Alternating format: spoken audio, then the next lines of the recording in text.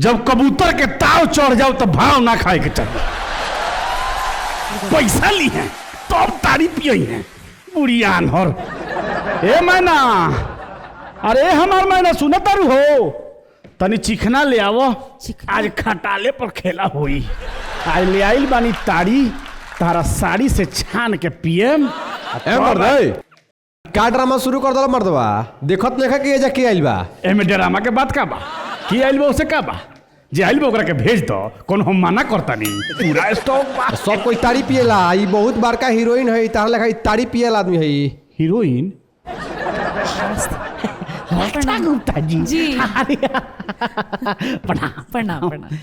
देखी रक्षा गुप्ता जी, जी हमरा गुप्ता जी लोग से बहुत गुप्त संबंध है। लेकिन हमरा से देखिए गुप्त संबंध बा, बताओ तेंदुआ से। बताई।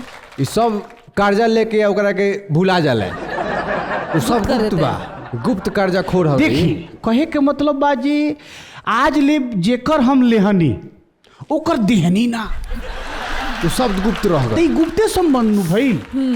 ऐसे हमने के बहुत पुराना संबंध बा, गहरा संबंध बा।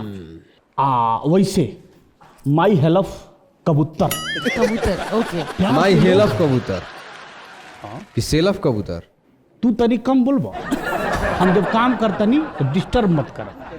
प्यार से लोग हमरा के प्रेम कहेला। प्रेम। अगर रउआ प्रेम से कहेम तो एक पैक रउओ के हम दे दे।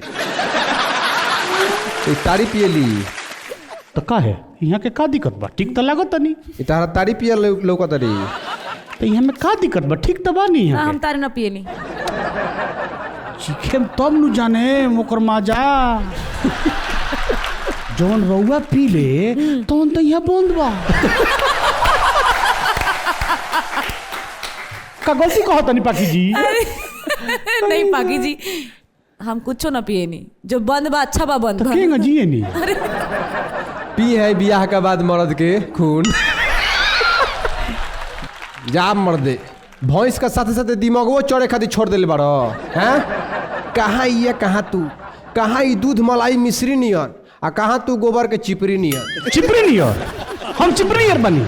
तू तो ऐसे कहो तरह जगह शाहरुख खान का रिश्तेदार खानी तू बाड़ो। ठीक बा, हम चिपरिए सही। चिपरी के महत्व का बाई जानता रखी ना बिहार में? नहीं खा जाना तू, सुना हमरा से। हाँ बिहार के जान बा लिट्टी चोखा। आ लिट्टी चोखा के आन बान शान कब बा, जब यही चिपरी के ताव पर लिट्टी सेकाइल बा। आ तू कहता रह जे चिपरी खानी बनी। अब चुप रहो, गुप्ता जी से तनी हमरा के गुप्त संवाद कर लेबे। गुप्ता जी ई आदमी से बच के रही। हाँ, लगा था हमको। लगा तनु तू मत बोलो, तार बात सुन के हमार नशा फाट गइल बा। तू इधर में तू फाट जीव। भौजी आवते होई ओने से बांस लेके। बांस लेके? अरे बाप रे बाप, दिशा से बात याद पड़ल। का जाने बस धरौनी है पहुंचल कि ना हमार मैना।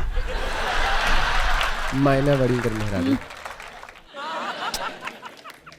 लागते नहीं उड़ गई मैना। ना पहुंचा रहित नु तो अब ले वहीं ना पहुंच गई रही। हाँ। इनका मेहरारू के नाम मायना दिन रात कैले रहेली पायना। देखा उ पायना कैले रहले ठीक बा, अब चल गई 4 दिन खातिर तो हम आराम से कम रहे फुर्सत से। मिल गई चाहे ना। फुर्सत से पिए लबनी के लबनी तारी। एकदम एकदम। और तो यहाँ के आ गई बनी तो लेट होता लेकिन बर्दाश्त होता। अब देखो ना, हम महीना से कहत रही चिकना ले आवे के, उ तो बस धरा के आइल बा। तो तुम तो नासा में बारा दूध लबनी तू मार देले होगो नहीं। काहे खातिर पहुंचा देला हो भौजी के? अरे वो अपना नैहर गइल हिया, ओकरा भौजाई के ननद के सार के दामाद के बहनोई के भाई के बेटा के बियाह। कौन रिश्ता में बा? कौन रिश्ता हो? जब आज ले हम अपना मेहरारू मैना के समझिए ना पैनी तो ओकर रिश्ता का समझ पाए। यह सुकून बा जब गइल 4 दिन हम चैन से रह। 4 दिन के चांदनी फेर अंधेरी रात। काल के बाद के याद करता हमनी के सवेरे प्रेजेंट में जी ले सन। सवेरे साँझ खइबर नाश्ता में लाग ना। वो सब बात था, वो सब बेकार के बात तो कहिए शुरू कर ले बड़ा। जरूरी बात होता रक्षा गुप्ता जी से तो हमरा के बतिया में निकल। रे फिटिंगवा के बेटा हमर ससुर के जामल, तोरा के कितना बार समझौले बानी रे कि ते नासा मत कर, लेकिन ते हमर बात कहाँ माने वाला बारिश। आज तोरा के मार मार के दिशा खराब कर दे। दिशा का भइल हो ए काहे किसी आतारू नाश्ता ना खियोले सका नाश्ता की बात करो तोरा, पहुँचे के ठीक ना धराए के चाहिए बलिया के बस, तो धरा देला हम मलमलिया के बस, तो नाश्ता कहाँ से मिली? हैं ये कैसे हो गइल?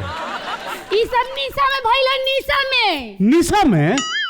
तो तू कब से पिए लगलू? ए देख ला, उल्टा पुल्टा बात मत करी हो, तो मार के पिज्जा बना दे। पिज्जा बताओ तू लोग का सोचत होई कि हम बुलैनी हाउ नहीं लियो। अरे छोड़ो ना, के का सोचत होई का कहत होई वो सब के बात हटा दो।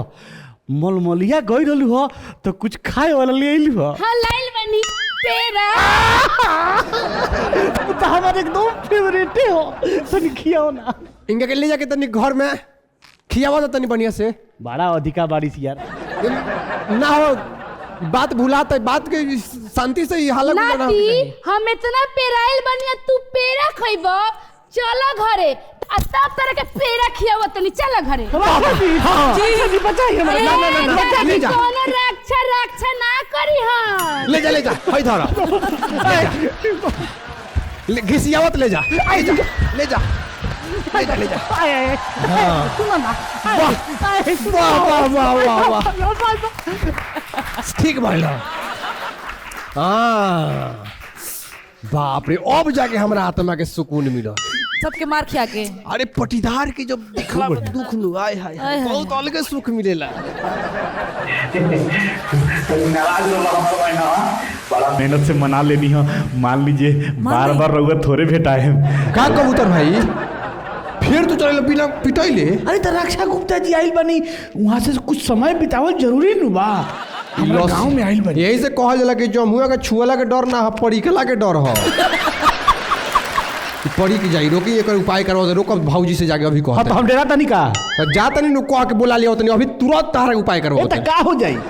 दहिया लात खाइयो खिया रोई हमार का हुई का रक्षा जी? जी हम तनी हमर मन थोड़े कर दल जाए के जीत क के लेके चल गेल खिया।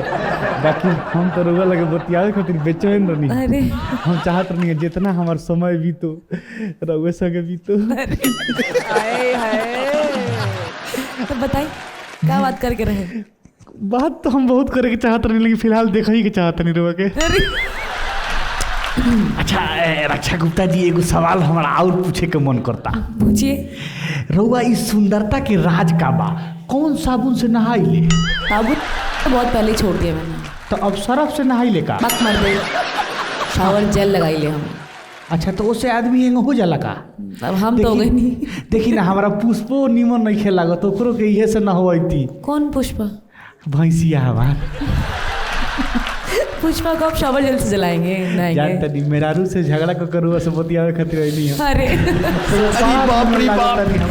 अरे दादा हो दादा, हमार भैंस बुझ जाई कि हमरा के भूसा का थारी बैठा दिलक हो दादा। मना कहाँ से आ गई? सब टेरवारू चलती है अब तो। बाप रे बाप, बुझ जाए कि खाली पारा पपारा भी आती है। पाखी जी खाली पारा पपारा भी आती है, कब मरई में भी आती है तो कब मरई का आरा भी आती है, लेकिन खाली पारा भी आती है। बुझ जाए कि हमनी के परेशान बनी सो, हताश बनी सो, निराश बनी सो। गजे पिया गोशो